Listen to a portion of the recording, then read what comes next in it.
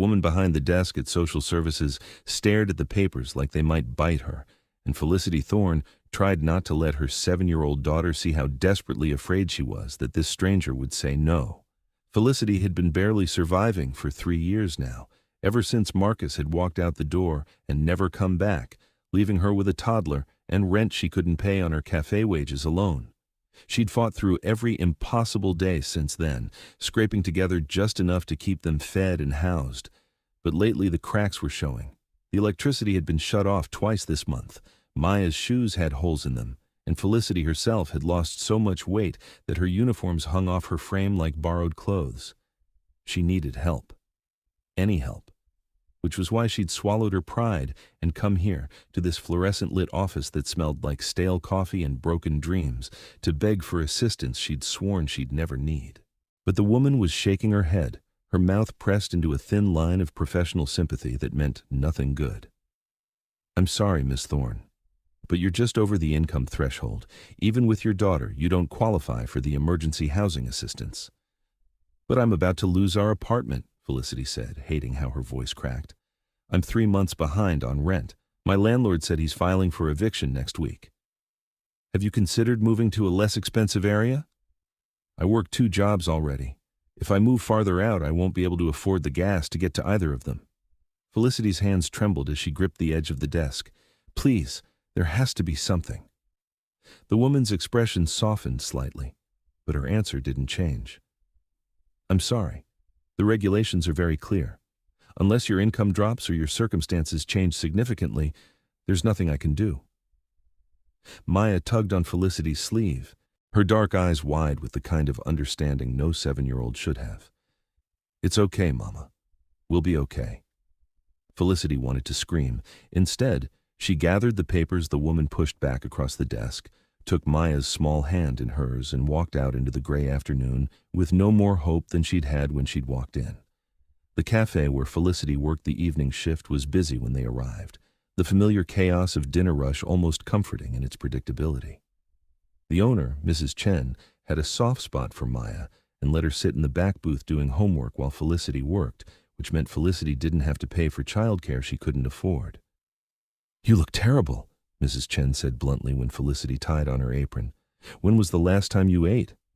"I'm fine. That's not what I asked." Mrs. Chen pushed a plate of dumplings across the counter. "Eat, and don't even think about saying you're not hungry. You're no good to anyone if you collapse." Felicity's eyes burned with gratitude she couldn't express. She ate the dumplings standing up, barely tasting them, then threw herself into the rhythm of taking orders and delivering plates. It was mindless work, the kind that let her stop thinking about eviction notices and empty bank accounts and the terrifying question of where they'd go if she really did lose the apartment. She was refilling water glasses when the temperature in the cafe seemed to drop 10 degrees. It wasn't a real cold, not exactly. It was more like the feeling of being watched by something dangerous, the primitive instinct that made prey animals freeze. Every conversation in the room died mid-sentence. Felicity looked up and felt her breath catch in her throat. A man stood in the doorway. No, not a man. Something that wore the shape of a man the way a wolf might wear sheep's clothing. He was tall and lean, dressed in a black suit that probably cost more than Felicity made in a year, and everything about him radiated power and danger and old authority. His skin was pale as moonlight, his hair silver white, and pulled back from a face that was too beautiful to be human. His eyes swept the cafe with an expression of faint disdain, as if he'd stepped into a world far beneath his notice. Vampire.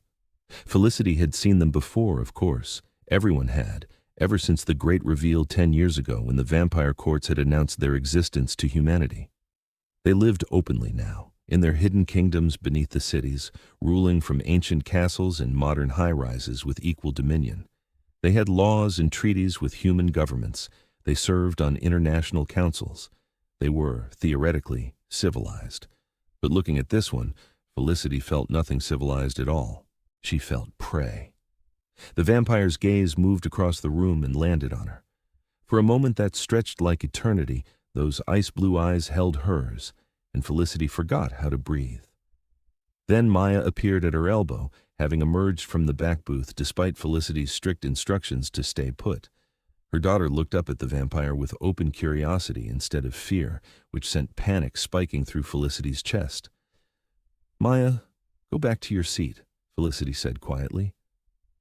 "But Mama, look at him," Maya whispered. "He's beautiful, like a prince from my fairy tale books." The vampire heard her. Of course he did. They had supernatural hearing, everyone knew that. Something that might have been amusement flickered across his perfect features as he walked toward them with predatory grace. "A prince," he repeated, his voice like dark velvet. He had an accent Felicity couldn't place, something old European and aristocratic. "I have been called many things in my long existence, little one, but that is perhaps the most charming." He stopped in front of them, and up close he was even more overwhelming. The air around him practically hummed with contained power. Felicity's instinct was to grab Maya and run, but she forced herself to stay still. Running from a predator only made you prey. "What can I get you?" she managed to ask, falling back on the professional politeness that was armor and shield. "Information," the vampire said. His eyes hadn't left hers, and Felicity felt pinned by that gaze like a butterfly on a collector's board. "I am looking for someone, a human who works in this area. I'm sorry, I can't help you. You have not heard the name yet. It doesn't matter. I don't give out information about people to strangers." That definitely was amusement now, warming those cold eyes to something almost human. How refreshingly bold. "Do you know who I am?" "Should I?" Most humans in this city would. "I'm too busy working to keep up with vampire politics." Maya giggled, which broke some of the tension. The vampire looked down at her, and his expression shifted into something Felicity couldn't read. "You are brave as well," he said to Maya. "Do you not fear me?" "Why would I?" Maya asked. "You haven't done anything scary. You're just standing there talking to my mama." "Maya," Felicity started. "A fair point," the vampire interrupted. He studied Maya for a long moment, something thoughtful in his gaze. "What is your name, little one?" "Maya Thorne. I'm 7 3/4. What's your name?" "Maya, you can't just—" Felicity tried again. "Theron Wolfsbane," the vampire said, still looking at Maya. Then his gaze lifted to Felicity. "And your mother is remarkably brave to work 2 jobs to care for you while barely eating herself." Felicity froze. "How did you—" "I notice things." His voice was softer now, almost gentle. "Forgive my intrusion. I will find the information I seek elsewhere." He inclined his head in a gesture that was pure old-world courtesy. "Good evening to you both." He turned to leave, and Felicity felt herself relax, but Maya had other ideas. "Wait!" her daughter called out. "Are you really a prince, like from the vampire kingdom?" Theron paused and looked back. "Something like that. Do you live in a castle?" "I do." "Is it big?" "Very big." "Does it have lots of rooms?" "More than I could count."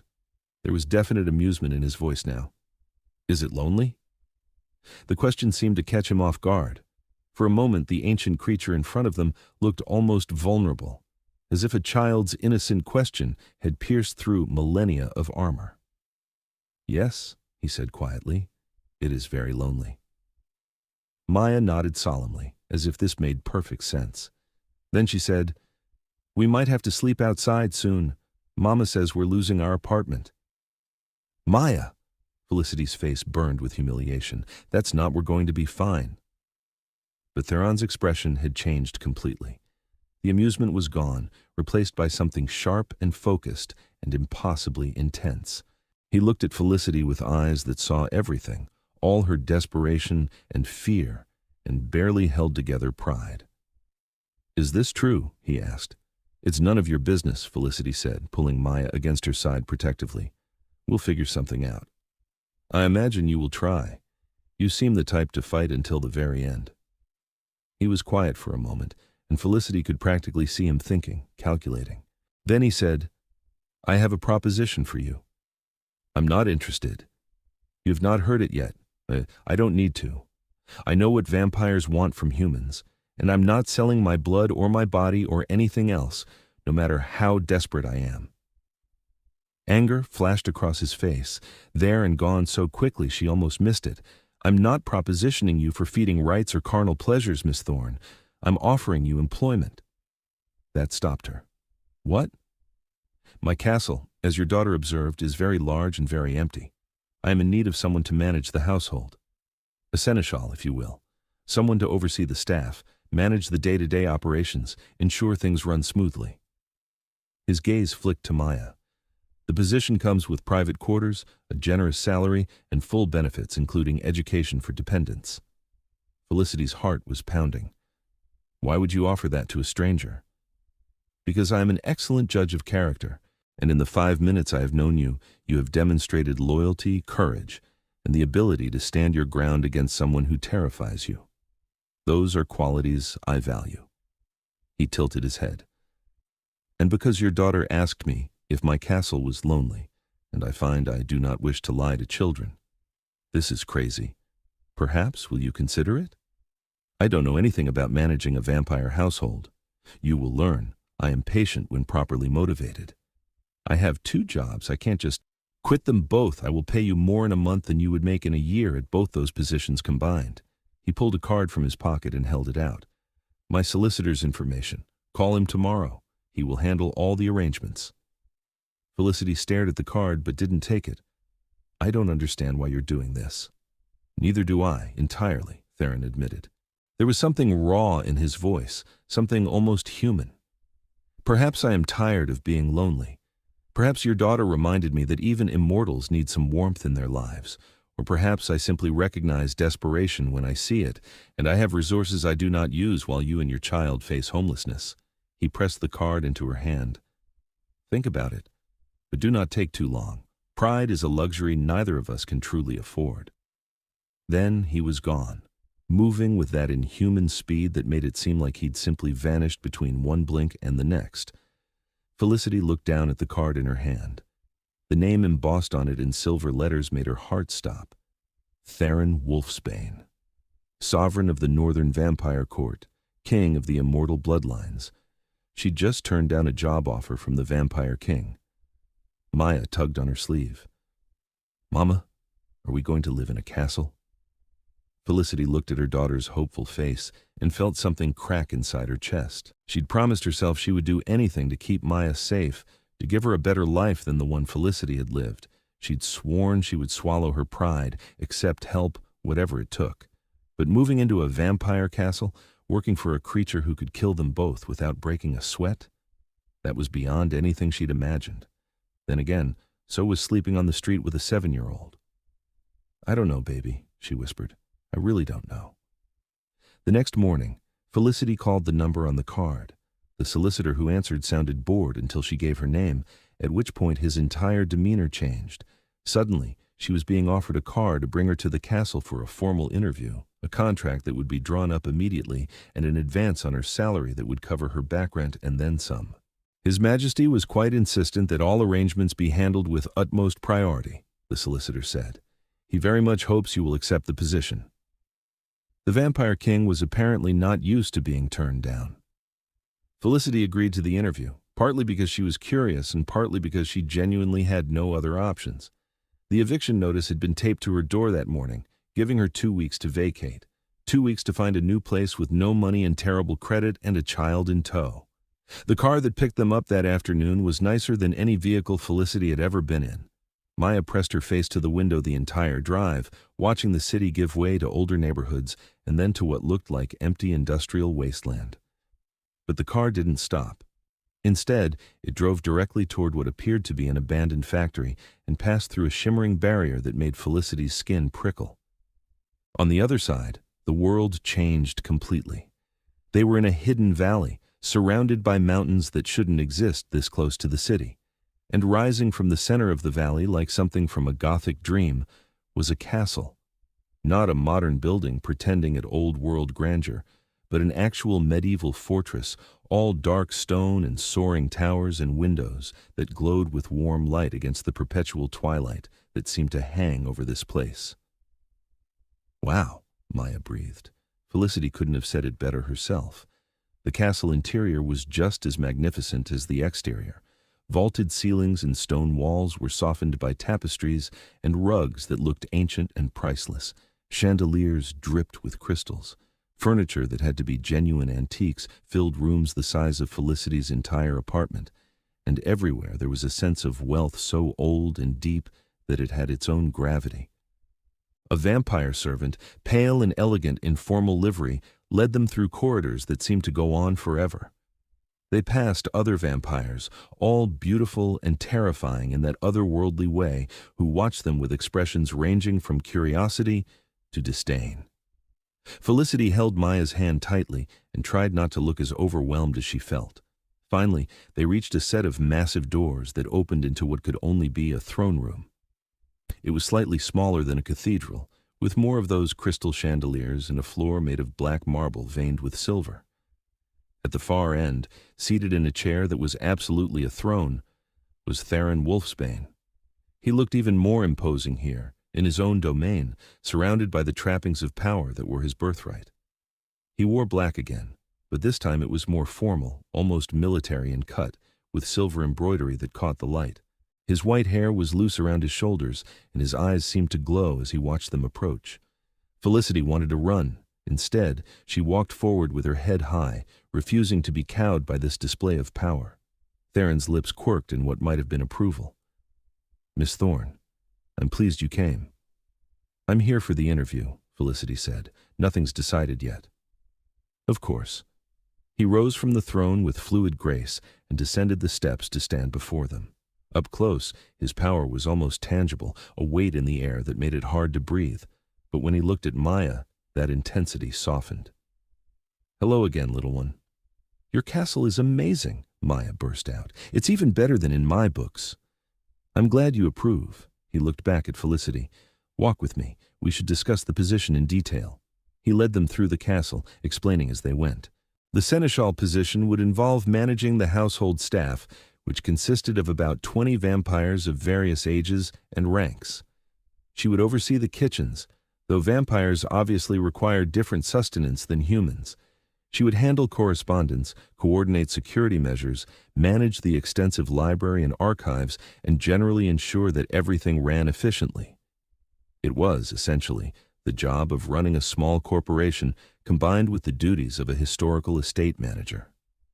It should have been impossible for someone with Felicity's limited experience, but as Theron explained each responsibility, he also explained how she would be trained, who would assist her, what resources she would have.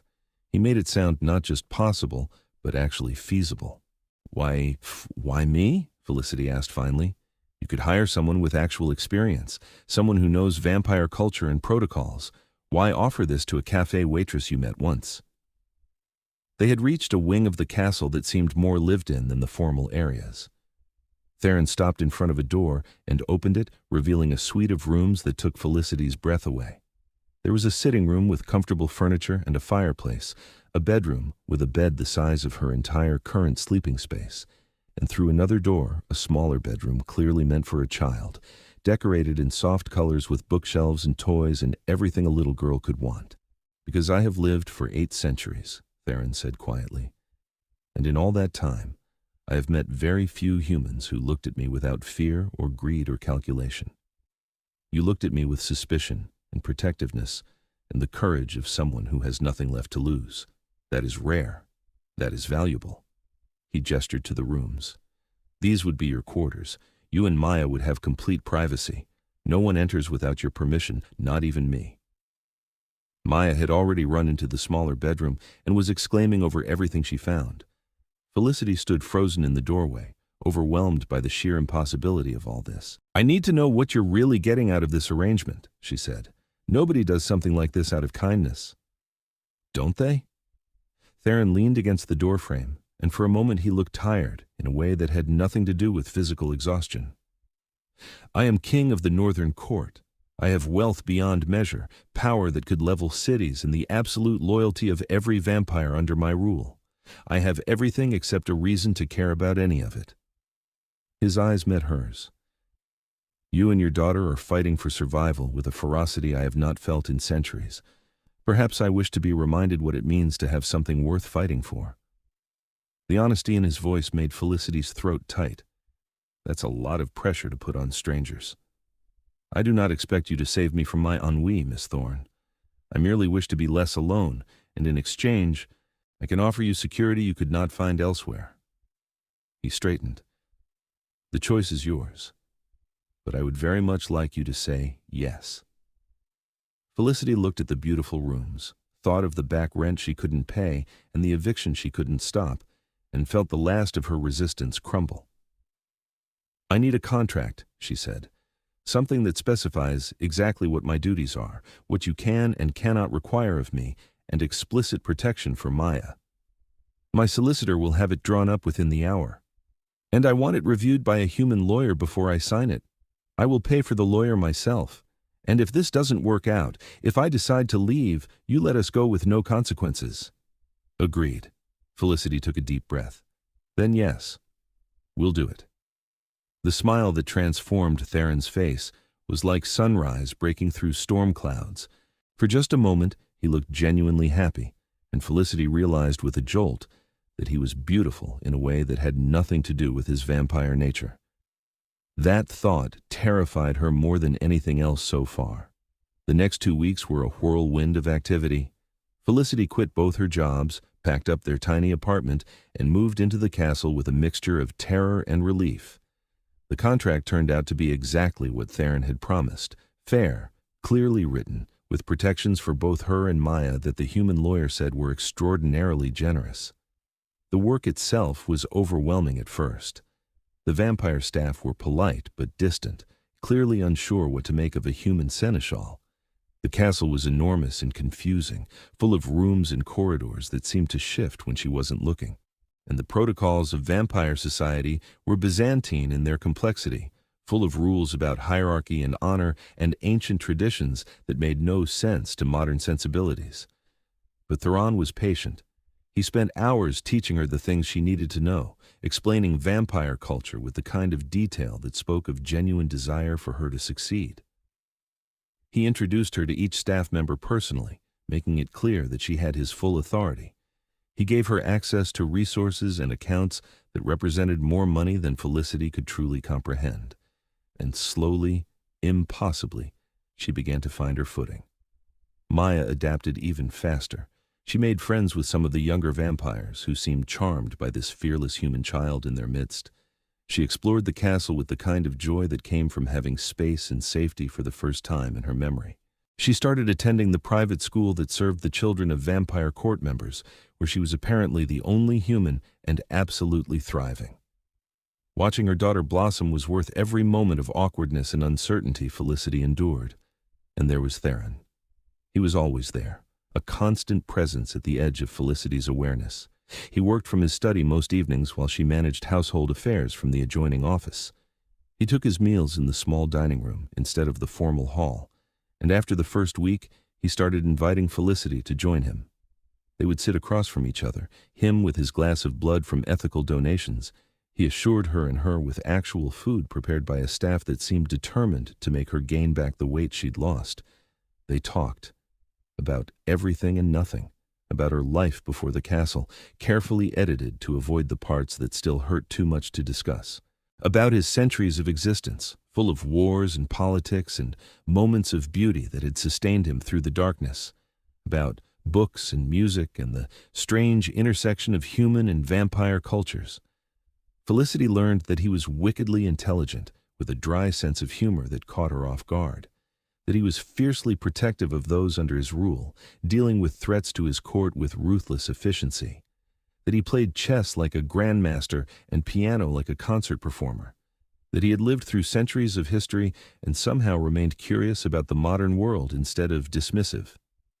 She also learned that he was lonely in a way that went bone deep, the kind of isolation that came from being at the top of the hierarchy with no one to challenge or comfort or simply be with him. "Do you ever regret it?" she asked one evening, about a month into her time at the castle. "Being king?" They were in his private study, a room that was all dark wood and leather chairs and books that smelled like centuries. He had abandoned his desk to sit near the fireplace, and Felicity had done the same, lured by the warmth and the comfortable silence that had developed between them. "Regret is a useless emotion for an immortal," Theron said. "We live long enough that every choice compounds into consequences beyond imagining. To regret would be to drown in the weight of eternity." "That's not an answer." He smiled slightly. "No, it is not. He was quiet for a moment, staring into the fire. I took the crown because someone had to, and I was strong enough to hold it. But there are times I wonder what my existence would have been if I had chosen differently. If I had remained just another vampire instead of a king. You'd probably still be lonely, Felicity said.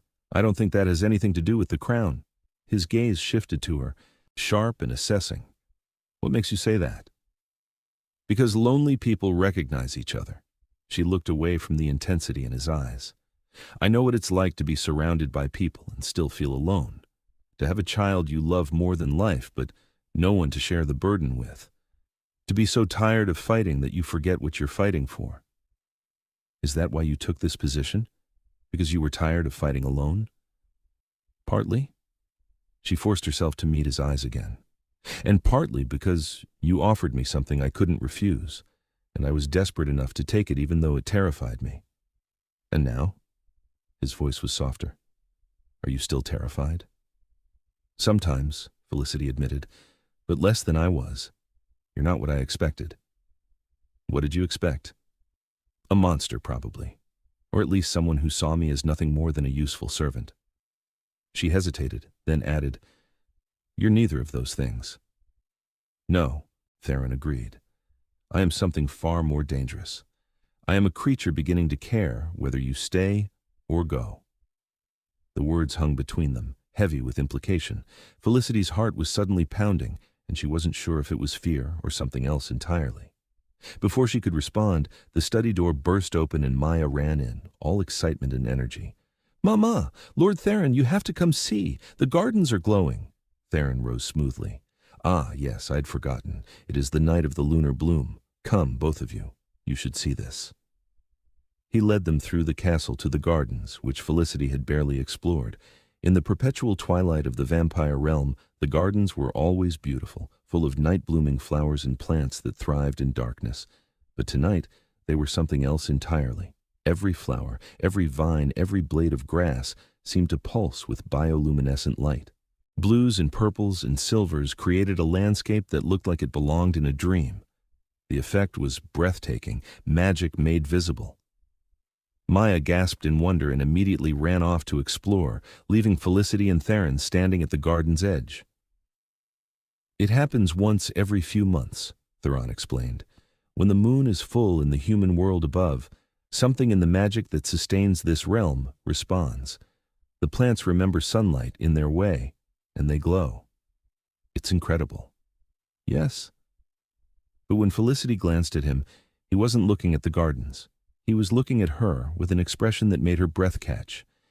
It is worth remembering that beautiful things can thrive even in darkness. They simply find other ways to shine. There was something in his voice that made Felicity's heart race. She was suddenly, acutely aware of how close they were standing, of the way his presence seemed to envelop her like a physical touch. Theron, she started, not even sure what she meant to say. I am immortal, he said quietly, still looking at her with those impossibly blue eyes. I have lived for 800 years, and I will likely live 800 more. In all that time I have felt many things, hunger, rage, ambition, even joy on occasion. He paused. But I had forgotten what it felt like to want something I could not simply take, to care about someone's happiness more than my own desires. You have reminded me, Felicity Thorne. You and your fierce little daughter have brought light into a castle that has been dark for far too long. Felicity couldn't breathe. I don't know what you want me to say. I want nothing from you that you are not willing to give freely. He reached out slowly, giving her every opportunity to pull away, and brushed a strand of hair from her face. His fingers were cool against her skin, but not unpleasant. I simply wished you to know that I see you. Not as a servant, not as an employee, but as a woman of remarkable strength and courage who has somehow become essential to my existence. That's terrifying, Felicity whispered. Yes, Theron agreed. It is rather terrifying for me as well. They stood there in the glowing garden, looking at each other while the weight of impossible feelings hung between them. Then Maya's voice called out from somewhere in the illuminated darkness, asking them to come see something she'd found, and the moment broke. But something had shifted between them, something that couldn't be unshifted. Over the following weeks, that shift only deepened. Theron continued to be nothing but perfectly appropriate, never pushing or demanding or taking advantage of his position. But there were moments, small things that added up to something enormous. The way he always seemed to know when Felicity was having a difficult day and would appear with tea and quiet company. The way he listened when she talked about Maya's progress in school with an attentiveness that suggested he genuinely cared. The way he'd renovated one of the castle rooms into a private library for her, filled with books he thought she'd enjoy. The way he looked at her sometimes, like she was something precious he was afraid to break. Felicity tried to tell herself it didn't mean anything, that she was reading too much into kindness from someone who was simply grateful to have company, that falling for the vampire king would be the most foolish thing she'd ever done, and she'd done plenty of foolish things in her life. But her heart wasn't listening to logic. She found herself looking forward to their evening conversations with an intensity that bordered on need. She caught herself studying the elegant lines of his face when she thought he wasn't paying attention. She started choosing her clothes more carefully, telling herself it was professional standards and knowing it was a lie. And then there was Maya. Her daughter, with the uncomplicated affection of childhood, had decided that Theron was wonderful. She sought him out constantly, chattering about her day and showing him things she'd learned and asking him questions about vampire history that would have been intrusive from anyone else.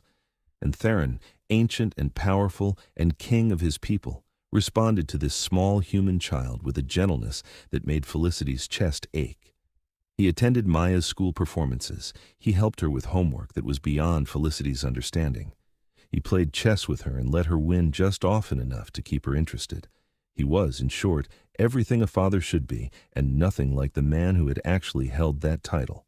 One evening, about 3 months into their time at the castle, Felicity found them in the library together. Maya was curled up in one of the massive armchairs, reading aloud from a book of fairy tales, while Theron sat nearby, ostensibly working on correspondence, but clearly listening to every word. When Maya finished the story, something about a princess and a dragon, she looked up at Theron with serious eyes. "Lord Theron, can I ask you something?" "Always, little one." "If someone didn't have a father anymore, could they choose a new one? Like how people choose to be friends?" Felicity's heart stopped. She stood frozen in the doorway, unsure whether to intervene or let this play out. Theron set down his papers, giving Maya his full attention. "That is a complicated question. Why do you ask?" "Because I don't have a father. He left when I was little, and Mama says he's not coming back. But I think fathers are supposed to be important, and I was wondering if I could choose you instead." The silence that followed was deafening. Felicity could see the shock on Theron's face, the way he had to take a moment to compose himself before responding. "Maya," he said finally, his voice rougher than usual, "I am honored beyond words that you would ask, but I'm a vampire. I am not human, and I will never be human. Are you certain that is what you want?" "You're better than my real father," Maya said with the brutal honesty of children. "You're here. You listen when I talk. You make Mama smile. And you never make her cry." She climbed out of the chair and walked over to him. "So yes, I'm certain. Can I keep you?" Theron looked at this small, brave girl who had just asked him to be her father, and something in his expression cracked open. When he glanced up and saw Felicity standing in the doorway, his eyes were bright with emotion that might have been tears if vampires could cry. "I think," he said carefully, looking back at Maya, "that is a question your mother and I need to discuss. It is not a small thing you are asking. But you're not saying no."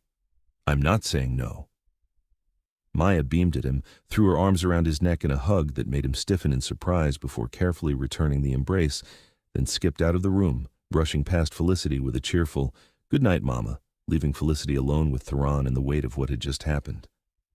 "I'm sorry," she said immediately. "I didn't know she was going to ask that. I'll talk to her, explain that it's not appropriate to just—" "Do not apologize," Theron interrupted. He rose from his chair with that fluid grace that was pure predator. "And do not tell her she cannot ask for what she wants. That kind of courage should be encouraged, not diminished. But she put you in an impossible position." "Did she?" He moved closer and Felicity's pulse kicked up. "Or did she simply give voice to something we have both been dancing around for weeks now?" "I don't know what you mean." do you not?" He was very close now, close enough that Felicity could feel the cool energy that radiated from him. "Then let me be clear. Your daughter asked if she could keep me, and the honest answer is that I have been yours to keep since the moment I met you both. I simply did not wish to speak it aloud for fear of frightening you away." "Theron." "I am in love with you, Felicity Thorne." His voice was low and intense, each word deliberate.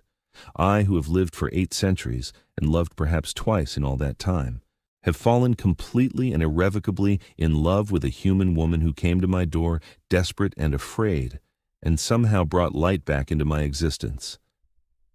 I love your strength, and I love your devotion to your daughter. I love the way you challenge me and comfort me, and make me wish to be better than I am." He cupped her face gently with both hands. "And if you feel even a fraction of what I feel, I would count myself the most fortunate creature in any realm." Felicity's eyes were burning with tears she couldn't blink away. "This is insane. We barely know each other. I'm human. You're a vampire king. There are probably 1,000 reasons why this can't work." "Then tell me you feel nothing, and I will never speak of it again. We will remain as we are, employer and employee, nothing more. But do not lie to yourself about what exists between us." The words stuck in her throat. Because she couldn't lie. Not to him, and not to herself. "I'm terrified," she whispered. "You're immortal. I'll age and die, and you'll go on forever. How can this possibly work?" "I do not have all the answers," Theron admitted, "but I know that in 800 years I've never felt more alive than I do when I'm with you, and I would rather have whatever time we can have together than spend eternity alone because I was too afraid to reach for happiness." "What about Maya? If we do this, if we try this, you're taking on responsibility for her too. For years, until she's grown. That's not something you can walk away from if you change your mind." "I will not change my mind." His voice was absolute certainty. "If you allow it, I will be a father to Maya in every way that matters. I will protect her, guide her, care for her as if she were my own blood, and when she is grown, I will help her find her place in whatever world she chooses. This I swear to you on my honor as king and the entirety of my immortal existence." Felicity looked into his eyes and saw truth there, saw love that was terrifying in its intensity, saw a future she had never imagined but suddenly wanted, with a desperation that matched her fear.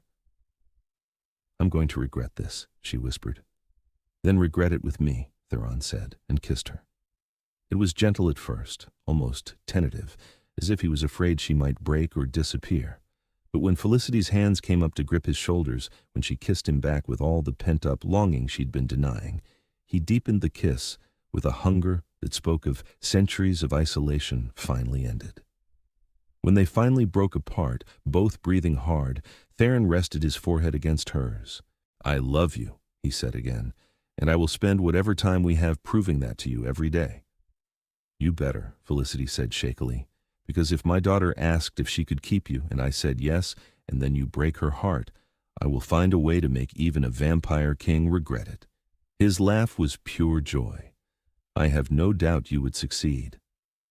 The next morning, Felicity woke in her own bed, alone but with the memory of hours spent in Theron's arms, talking and kissing and planning an impossible future.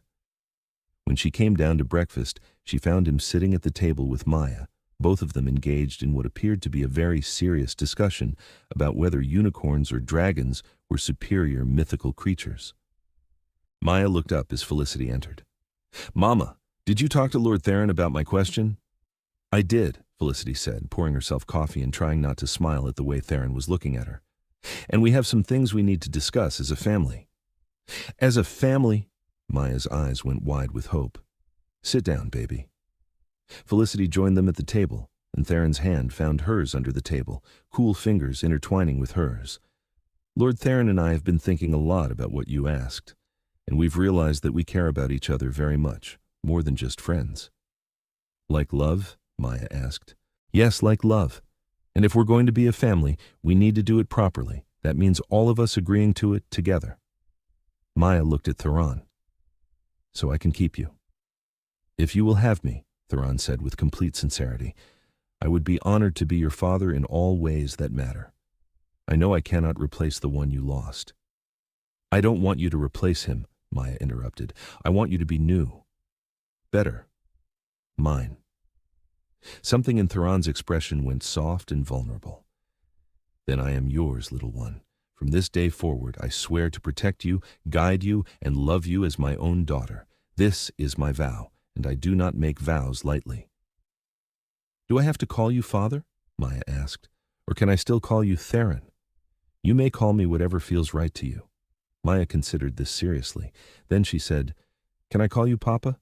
I like that better than father. It sounds warmer. Theron's composure cracked completely. He pulled Maya into a hug that was fierce and gentle at once. You may call me Papa, he said, his voice thick with emotion. It would be my greatest honor. Felicity watched her daughter embrace the vampire king who had somehow become the father she'd always deserved and felt tears streaming down her face. Happy tears for the first time in longer than she could remember. They had a long way to go. There were legal matters to sort out, both human and vampire. There would be challenges from vampire society, who would not be thrilled about their king choosing a human partner. There was the fundamental impossibility of a relationship between mortal and immortal, which they would have to navigate day by day. But watching Theron hold her daughter, seeing the love and joy on both their faces, Felicity thought maybe impossible things happened every day. Maybe love was enough, even when logic said it shouldn't be. The next few months were a strange blend of normalcy and otherworldly adjustment. Theron began the formal process of what he called blood adoption, for Maya a vampire ceremony that would grant her protection under his name and mark her as daughter of the king. It wouldn't change her human nature, but it would give her status and safety in vampire society that was otherwise impossible for humans to achieve.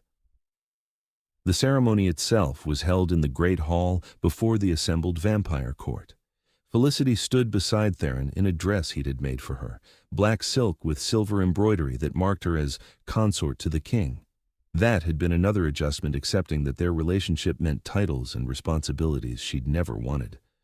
But watching Maya stand before Theron in her own formal dress, small and brave and absolutely fearless, made every uncomfortable political moment worth it.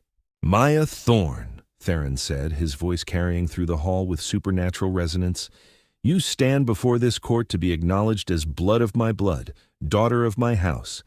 Do you accept the protection and responsibility this brings? I do, Maya said clearly. Then by the ancient laws of our kind, I claim you as mine. From this day forth, you are Maya Theron Wolfsbane, daughter to the king, and any who harm you answer to me. He produced a small knife, which made Felicity tense, but he only used it to prick his own finger. A single drop of his blood fell onto Maya's forehead, and where it touched, it glowed with silver light before vanishing into her skin. The assembled vampires bowed as one, acknowledging the new princess of their court. Later that night, after Maya had been tucked into bed exhausted but radiantly happy, Felicity found Theron on one of the castle balconies, looking out over the valley that held his realm. You gave her your blood, she said, joining him at the railing. What does that mean exactly? It will not change her, Theron assured her. A single drop cannot transform anyone, but it will protect her. Any vampire will be able to sense my blood in her veins, and they will know to tread carefully. And if she is ever in mortal danger, it will keep her alive long enough for me to find her. He glanced at Felicity. It was the greatest protection I could offer. I hope you are not angry. I'm not angry. Felicity leaned against his side, and his arm came around her automatically. I'm grateful and terrified, and so in love with you that I sometimes can't breathe. That feeling is entirely mutual. He kissed the top of her head. There is something else we need to discuss, however. That sounds ominous. Not ominous, simply significant. He turned so they were facing each other. You are human, Felicity. You will age while I remain as I am. You will grow old, and eventually, you will die. This is the natural order of things. Felicity's stomach clenched. I know. I've thought about it. I'm sorry. Let me finish, he interrupted gently. You will age and die unless you choose otherwise. She stared at him. What? There is a way for humans to become vampire. It is not easy, and it is not without risk. The transformation is excruciating, and not everyone survives it. But if you wished it, When you are ready, I could turn you. We could have eternity instead of decades." The offer hung between them, enormous and impossible. Felicity's mind reeled. "You're offering to make me immortal," she said slowly. "I am offering you a choice," Theron corrected. "If you wish to remain human, to live your natural span, and let me carry the memory of you through the centuries that follow, I will accept that. I will love you for every moment we have, and I will grieve you when you are gone, and I will never regret choosing this path." His hands came up to frame her face. "But if you wish to stand beside me not just for years, but for centuries, if you wish to see Maya grow and have children of her own, and watch generations unfold, if you wish to have time enough to learn everything and go everywhere, and do all the things we talk about in the dark hours of the morning, that choice is also yours. When would I have to decide? Not today, not tomorrow. When you are ready, if ever. This is not something to choose lightly." "What do you want me to choose?" "I want you to choose whatever brings you peace and happiness," Theron said. "But if I am being selfish, I will admit that the thought of eternity with you is the only thing that has made immortality seem like a gift instead of a curse." Felicity kissed him, pouring everything she felt into the contact. When they separated, she said, "Ask me again in a year, when I've had time to truly understand what I'd be giving up and what I'd be gaining, when Maya is older and can understand what it would mean." "I will ask you in a year," Theron agreed, "and whatever you answer, I will love you still." The year that followed was the happiest of Felicity's life. She settled fully into her role as seneschal, earning the respect of even the most traditional vampires through sheer competence and determination.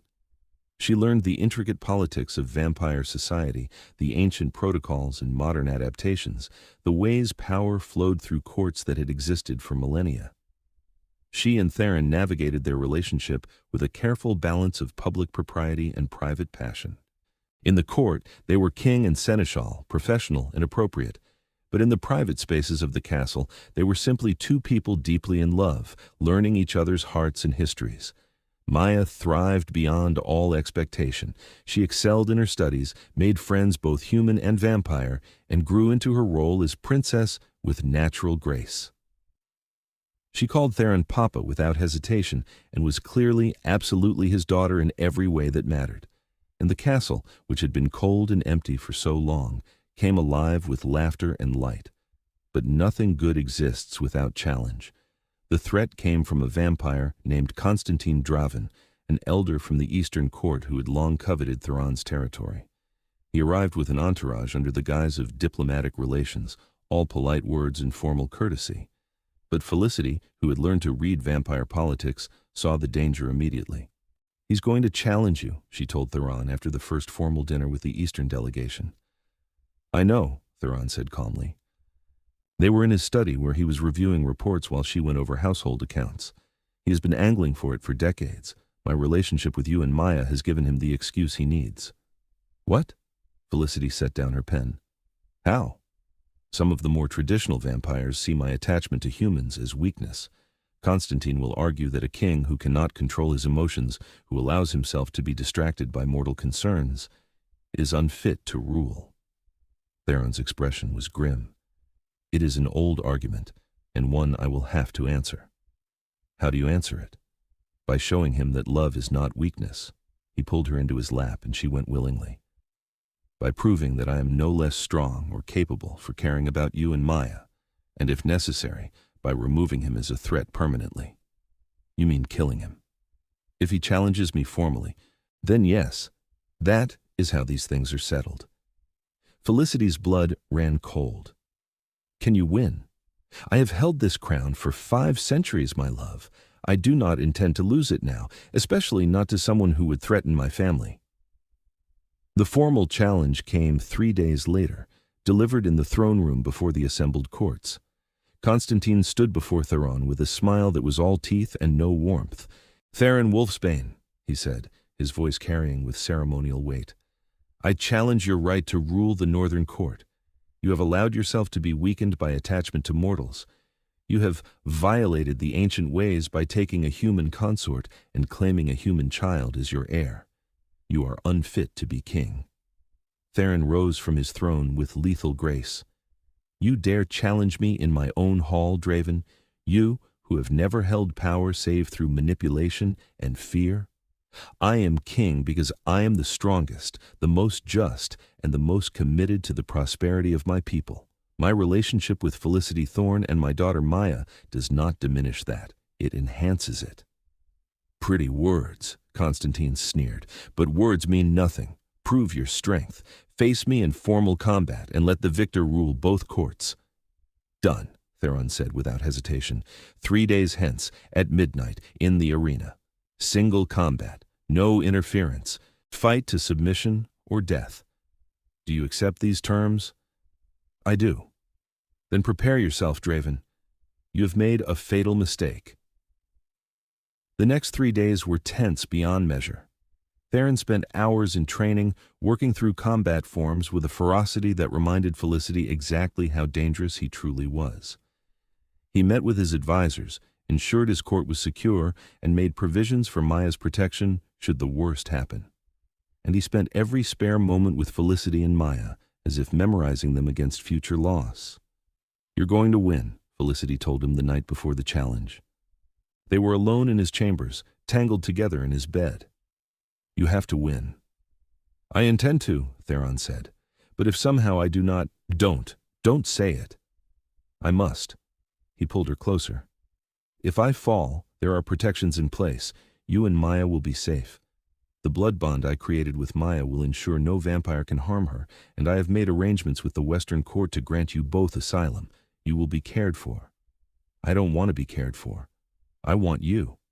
And I want you, which is why I will not lose. He kissed her with desperate intensity. But I need you to promise me something. Anything. If I die tomorrow, do not let it destroy you. Live, raise our daughter, be happy. That is what I want for you. You're not going to die, Felicity said fiercely. I didn't let us fall in love just to lose you to some power-hungry bastard with a grudge. You're going to win, and we're going to have our year, and I'm going to decide about turning, and we're going to have our eternity. That's how this story ends. So fierce, Theron murmured, so certain. I have to be certain, because the alternative is unthinkable. The arena was an ancient stone structure beneath the castle, lit by torches and packed with vampires from every court. The rules of formal challenge were absolute. No weapons, no magic, just strength and skill and will. The fight would continue until one combatant submitted or died. Felicity stood in the royal box with Maya pressed against her side, both of them watching as Theron and Constantine faced each other in the center of the arena.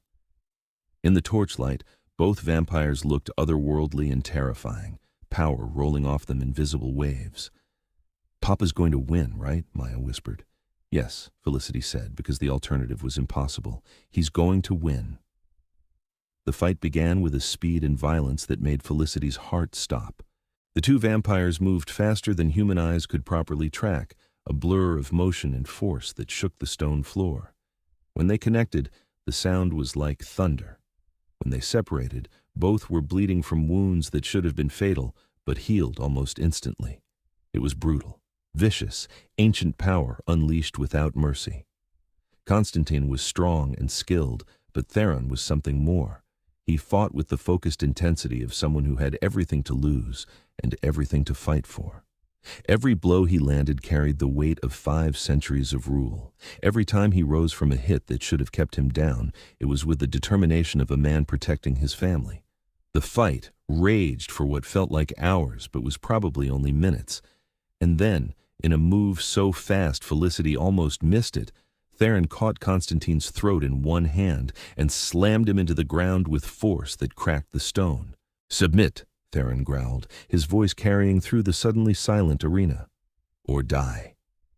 Constantine struggled, rage and fear warring on his face, but Theron's grip was iron, his power absolute. "I submit," Constantine finally choked out. Theron held him there for a moment longer, making sure the submission was witnessed by everyone present. Then he released the other vampire and stood, looking every inch the king he was despite the blood in the torn clothes and the wounds already healing. "Let this be a lesson to any who doubt me," he said, his voice carrying with supernatural resonance. I am Theron Wolfsbane, king of the Northern Court, and I will not be challenged by those who mistake love for weakness. My family is my strength, not my vulnerability, and any who threaten them will face my wrath." The assembled vampires bowed as one, acknowledging their king. Felicity ran to him the moment she was allowed into the arena, with Maya right behind her. Theron caught them both, holding them close despite his injuries. "I told you," Felicity said, laughing and crying at the same time. "I told you that you'd win." "You did," Theron agreed, "and I have learned never to doubt you." Maya hugged him fiercely. "That was scary, Papa. Don't do it again." "I will try my very best not to," Theron promised. The celebration that followed went late into the night, but eventually Felicity managed to extract Theron from the crowds and bring him back to their private quarters. She helped him clean the last of the blood away, tended wounds that had already healed, and generally fussed over him until he caught her hands and pulled her down to sit beside him. "I am well, my love. You do not need to worry." "I'll always worry. That's what loving someone means." "Then I suppose I will have to give you less cause for concern." He was quiet for a moment, then said, "The fight made me realize something." "What?" "That I am tired of waiting. That life, even immortal life, is too short to waste in caution." He shifted so he was kneeling before her and pulled a small box from his pocket. "Felicity Thorne, I know we said we would wait a year before making any permanent decisions, but I have waited centuries for you, and now that I have found you, I do not wish to waste another moment. Marry me. Be my wife, my queen, my partner in all things, and when you are ready, whether that is in a year or 10 or never, we will face that choice together." He opened the box to reveal a ring that took Felicity's breath away. It was platinum, set with a stone that glowed with silver light vampire magic made solid. "That's not a diamond," she said stupidly. "It is moonstone, bound with the magic of my bloodline. It will mark you as mine to any who can sense such things. It will protect you as I protect you, and it will remind you always that you brought light into my darkness." His eyes were intense, vulnerable, absolutely sincere. "Say yes, Felicity. Choose this life with me for however long we have." There was only one possible answer. "Yes," Felicity whispered. "Yes, I'll marry you. Yes to all of it." He slipped the ring onto her finger and kissed her with a reverence that made her feel precious beyond measure. When they finally separated, both of them were smiling. "We should probably tell Maya," Felicity said, "in the morning. Tonight, I wish to have you to myself." He proceeded to demonstrate exactly what that meant, and Felicity had absolutely no complaints. The wedding was held 6 months later, a ceremony that blended human and vampire traditions in ways that had probably never been attempted before. Maya was Flower Girl, solemn and proud in her role. The assembled courts witnessed the union between king and human with varying degrees of acceptance, but no one dared voice objection after Theron's victory over Constantine. And when Felicity stood before her vampire king in a dress that made her feel like a fairy tale and promised to love him for as long as she had, Theron's smile was brighter than any magic. "You are my heart," he told her during their first dance as the celebration swirled around them. "My light, my reason for every tomorrow." "And you are my impossible dream," Felicity replied. "The future I never imagined I could have. The family I thought was lost to me. We have built something remarkable, you and I." "Yes," Felicity agreed. "We have." A year after that, when Maya was 9.5 and absolutely thriving, when Felicity had fully grown into her role as vampire queen, when their love had weathered every challenge and only grown stronger, Theron asked the question again. "Have you decided?" he asked quietly one night as they lay together watching the stars through the enchanted windows of their chamber. "About turning?" Felicity had thought about little else for months. She'd researched the transformation, talked to vampires who had been turned, considered every angle and consequence. She'd discussed it with Maya, who had opinions and concerns and ultimately said she just wanted her mama to be happy. And she'd looked at her life, at this man who loved her beyond reason, at the daughter who was flourishing, at the kingdom she'd helped build into something beautiful, and realized the answer had been clear for a long time. "I want eternity with you," she said. "I want to see Maya grow up and have children of her own. I want to explore every corner of this world with you over centuries. I want all of it, Theron, every impossible year. His joy was incandescent. "You are certain?" "I'm terrified," Felicity admitted, "but I'm certain. Turn me, make me yours in every possible way." The transformation was scheduled for the following month, giving Felicity time to prepare. She put her affairs in order, had long conversations with Maya about what would happen, and spent every spare moment with Theron, memorizing what it felt like to be human before she changed forever. When the night finally came, she was ready. The ceremony was private, held in their chambers with only Maya present as witness. Theron held Felicity close, his expression tender and solemn. "This will hurt," he warned her. "The transformation is fire in your veins, death and rebirth. I will be here with you through all of it, but I cannot spare you the pain." "I know. I'm ready." "Then hold on to me, my love, and know that when you wake, we will have forever." He bit her wrist first, drinking deep, taking enough blood that Felicity's vision started to gray. Then he opened his own wrist and pressed it to her mouth. "Drink," he commanded. "Drink and be reborn." Vampire blood tasted like lightning and darkness and ancient power. Felicity drank and felt her human life ending and was not afraid. The pain came moments later exactly as promised, fire in her veins, burning away everything she had been. She heard herself scream, felt Theron's arms around her, holding her together as she died and transformed and became something new. And then there was nothing but darkness. When Felicity woke, the world had changed. Colors were sharper, sounds clearer. She could hear Maya's heartbeat from the next room, smell the complex chemistry of emotions in the air. When she opened her eyes, she saw in perfect clarity even though the room was dark. And Theron was beside her, smiling with relief and love. "Welcome back," he said. Felicity looked down at her hands, paler now, with that luminous quality all vampires had. She felt strong in a way she'd never experienced, power thrumming through her veins. "I'm vampire," she said wonderingly. "You are," Theron confirmed, "my eternal queen, my love, my Felicity." She kissed him, experiencing it with new senses that made everything more intense. When they separated, she was smiling. "How do you feel?" he asked. "Like I could take on the world." "Good, because we have centuries to do exactly that." Maya appeared in the doorway, cautious but curious. "Mama, are you okay?" Felicity held out her arms and her daughter ran into them. Even transformed, even changed, the love she felt for this child was exactly the same. "I'm perfect, baby," she said. "We're all perfect."